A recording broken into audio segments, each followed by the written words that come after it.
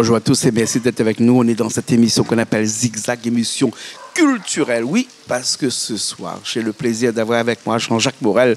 Comment ça va, Jean-Jacques? Bonsoir, Jean-Claude. Ça va bien et toi? Ça va, merci beaucoup. Merci de nous faire le plaisir une fois tous les mois, ou un mois et demi quelquefois. Avec plaisir. En fonction de ton emploi du temps, tu passes un petit coup, comme on dit en bon créole, bâtet carré. Voilà, fais un tour. Fais un tour. Voilà, merci à François aussi qui est avec nous, qui nous filme de l'autre côté là-bas. Et à chaque fois, c'est toujours un plaisir parce qu'on a des sujets comme ça qui sont des sujets, comme on dirait, un petit peu redondants, c'est-à-dire que ça revient un petit peu souvent. Et comme ça. Et aujourd'hui, on se pose souvent la question de savoir ce que fait le gouvernement, ce que fait la justice vis-à-vis d'un phénomène qui est de plus en plus accru ici, c'est-à-dire la délinquance des jeunes.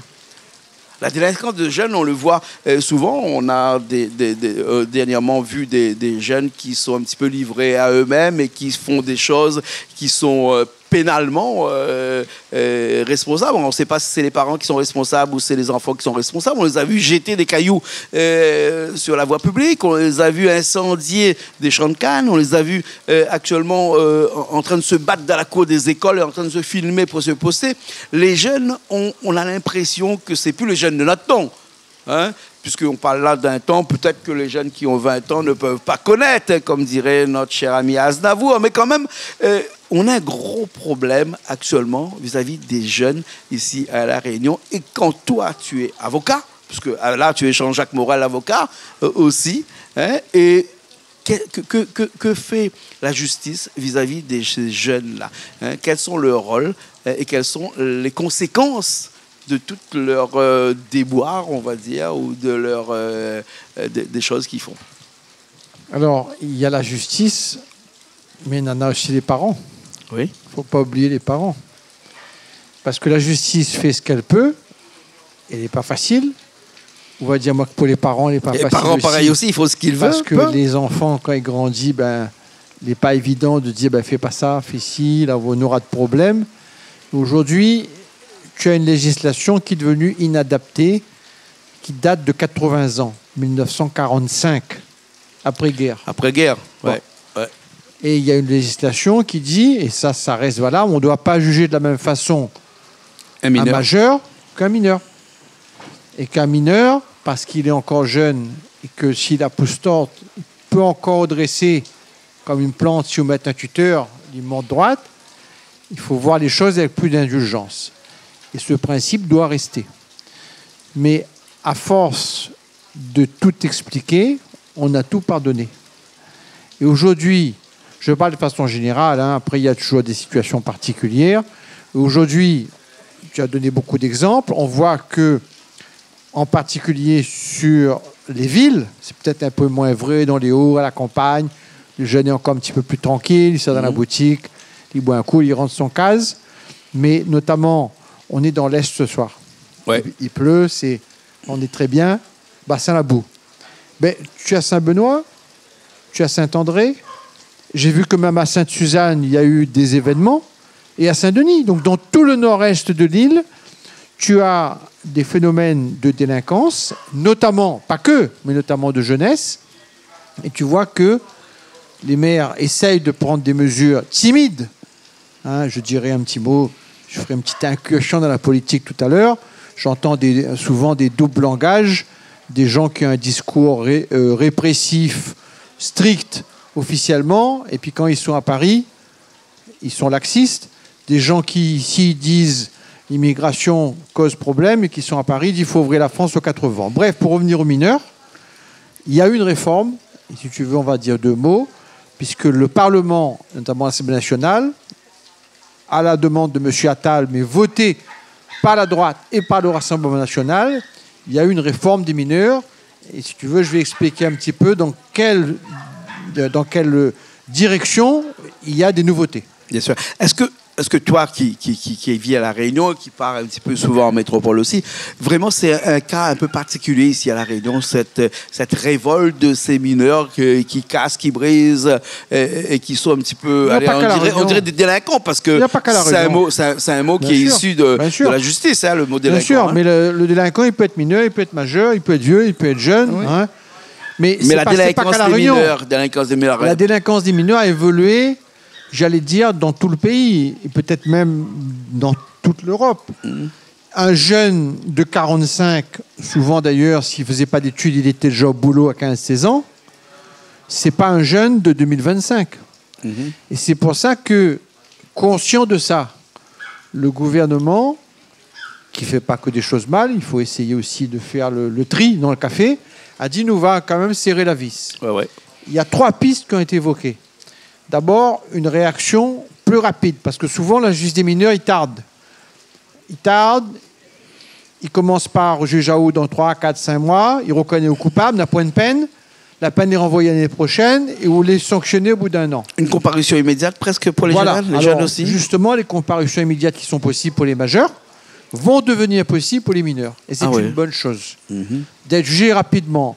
Pas forcément de façon trop brutale ou trop sévère, mais vaut mieux une courte peine faite tout de suite qu'une peine plus longue faite dans 1 an, 2 ans. Oui. Hein? Parce qu'il a fait oublier, il a déconné, il voit la point de sanction, il recommence. Et puis ça va être aussi une solution pour les agents de police et tout ça qui se disent toujours, hein, mais on les entend, hein. Oui, mais on a arrêté quelqu'un qui a fait une bêtise sur la route.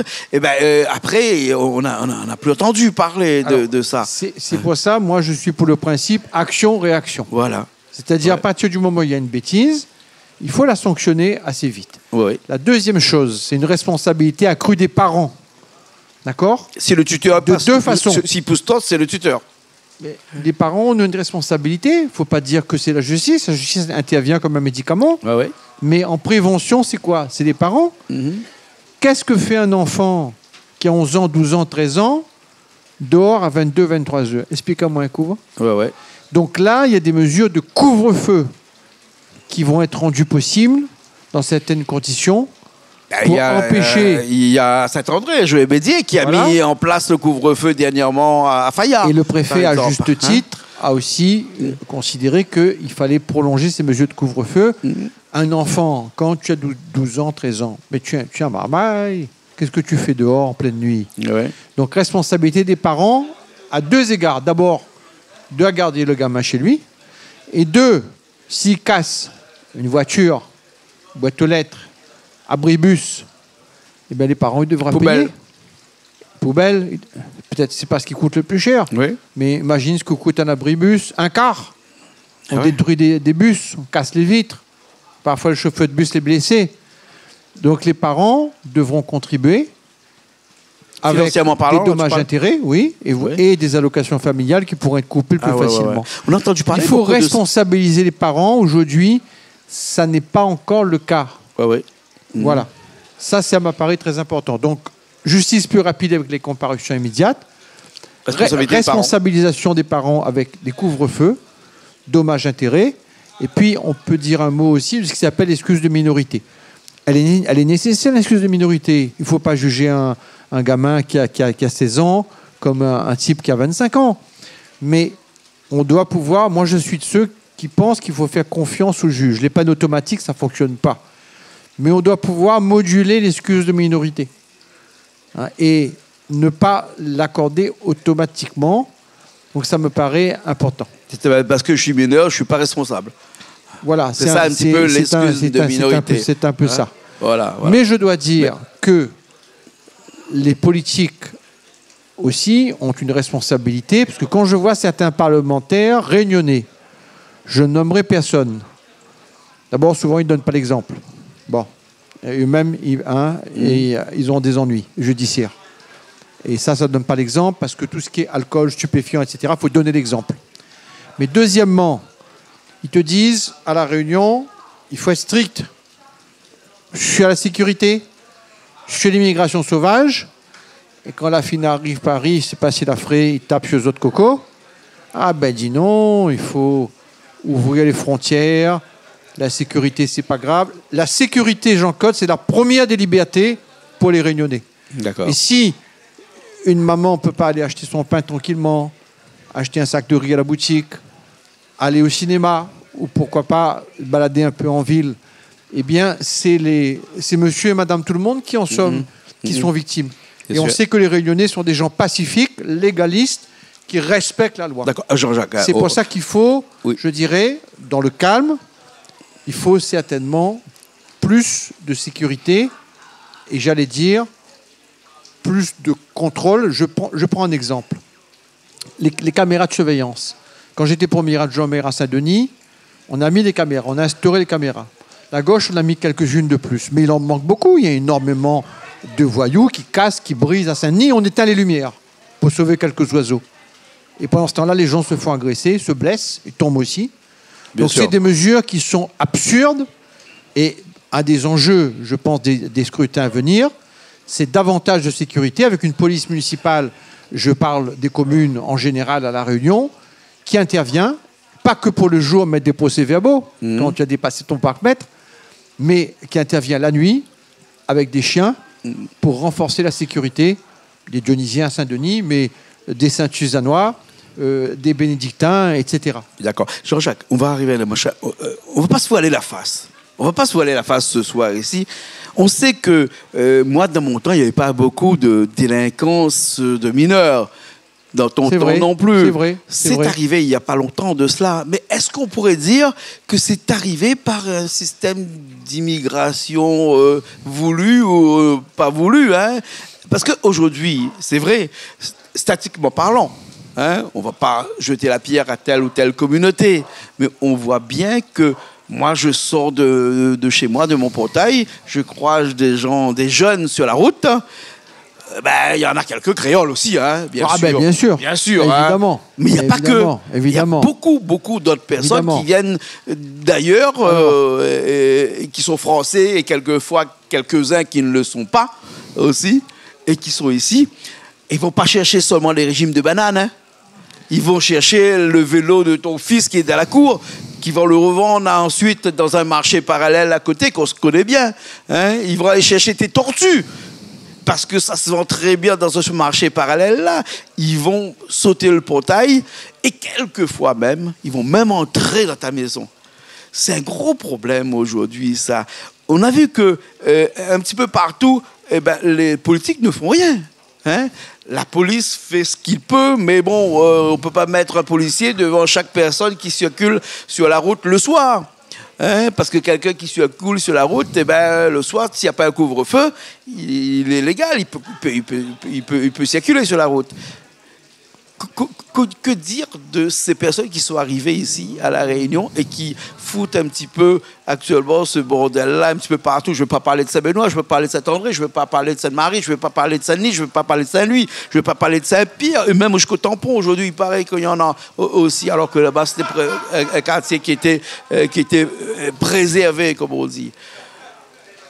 Est-ce qu'il faut vraiment avoir ici à La Réunion une politique d'immigration contrôlée? Alors, il est clair qu'il ne faut pas généraliser et qu'il y a des Mahorais qui sont français comme toi et moi, qui se comportent très bien. Bien sûr. Sauf que souvent, ces familles-là qui sont installées, qui travaillent, ce n'est pas elles qui causent problème. C'est des très jeunes qui sont envoyés de Mayotte. Parce que Mayotte, on peut en dire d'un mot, Mayotte fait l'objet d'une submersion migratoire. Ils sont envahis totalement. Et rien ne fonctionne plus. Les services publics ne sont pas prêts à accueillir 200 actuellement, il y a 50% de Mahorais pour 50% d'étrangers à Mayotte. Donc, les pauvres Mahorais, ils sont bloqués.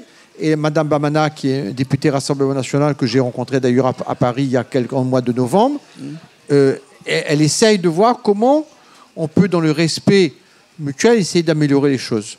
Donc, quand tu envoies des jeunes qui ont 12 ans, 13 ans, 14 ans, chez une tati, chez un tonton, chez une grand-mère, mais les parents ne sont pas là, et que le gamin est laissé à lui-même, et qu'à 11h, minuit, il est dehors.